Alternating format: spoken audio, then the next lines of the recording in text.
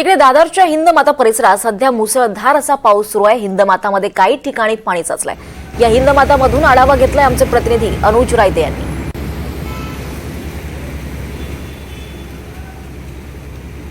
मी सध्या दादर पश्चिमच्या हिंदमाता चौकमध्ये उभा आहे, जिथे एका वर्षानंतर दुसऱ्या वर्षी आपण बघतो की कशी पाण्याची ही समस्या आहे किंवा वॉटर लॉगिंगची समस्या आहे ती नेहमीच बघायला भेटते। आता माझ्या स्क्रीनवर तुम्ही बघू शकता की 3 दिवस जो मुसळधार पाऊस मुंबईमध्ये चालू आहे, त्यामुळे वॉटर लॉगिंग इथे पण व्हायला सुरुवात झालेली आहे।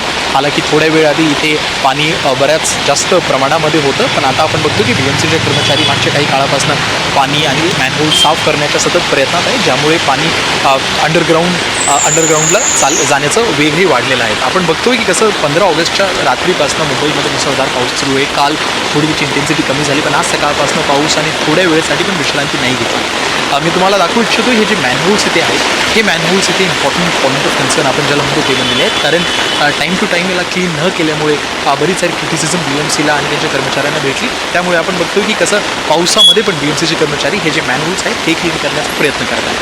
IMDच्या नुसार पुढच्या 3 दिवसांमध्ये पाऊस असाच जोरदार असणार आहे, खास करून मुंबई, ठाणे, पालघर एरियामध्ये। या व्यतिरिक्त पण पश्चिम महाराष्ट्रामध्ये बऱ्याच साऱ्या ठिकाणी रेड अलर्टची घोषणा केलेली आहे। पण जर आपण मुंबई आणि मुंबईच्या आसपासच्या एरियांबद्दल बोललं तर इथे ऑरेंज अलर्ट आज आणि उद्यासाठी घोषित केलेला आहे। माझे सहयोगी विजय सरतेसह मी अनुज रायते, NDTV मराठीसाठी मुंबई।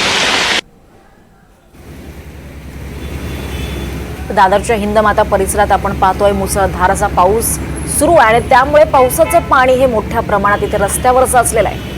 अगदी गुडघाभर असं पाणी इथं साचलंय आणि त्यामुळे वाहतूकदारांना वाहन चालवताना मोठ्या प्रमाणात अडचणींचा सामना करावा लागतोय। वाहतूक देखील मंदावली आहे।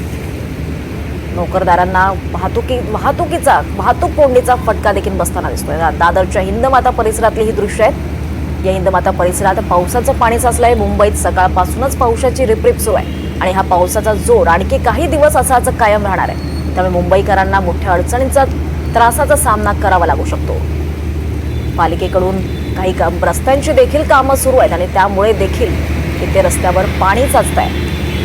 वाहतूक कोंडी होताना दिसते आणि त्यामुळे वाहतूकदारांना याचा मोठ्या प्रमाणात फटका बसतोय। वाहन चालवताना काळजी घेण्याचं आवाहन देखील प्रशासनाकडून करण्यात येत आहे। तर ही दृश्य आपण पाहतोय कुर्ला रेल्वे स्टेशन परिसरातली ही दृश्य आहे। कुर्ला रेल्वे स्टेशनवर पाणी साचलेलं आहे। मध्य रेल्वेची वाहतूक ही धीम्या गतीनं सुरू आहे। कुर्ला स्थानक परिसरातली दृश्य आपण पाहतोय। अगदी गुडघाभर येथे पाणी साचलेलं आहे। या पाण्यातूनच नागरिकांचा हा प्रवास होताना दिसतोय।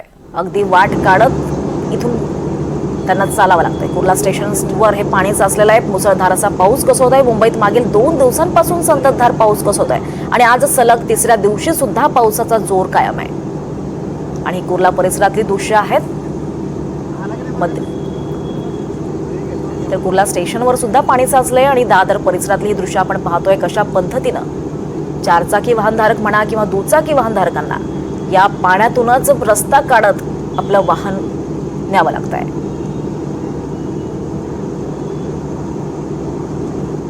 तर हिंदमाता परिसरात आपण पाहतोय पावसाचं पाणी साचलेलं आहे।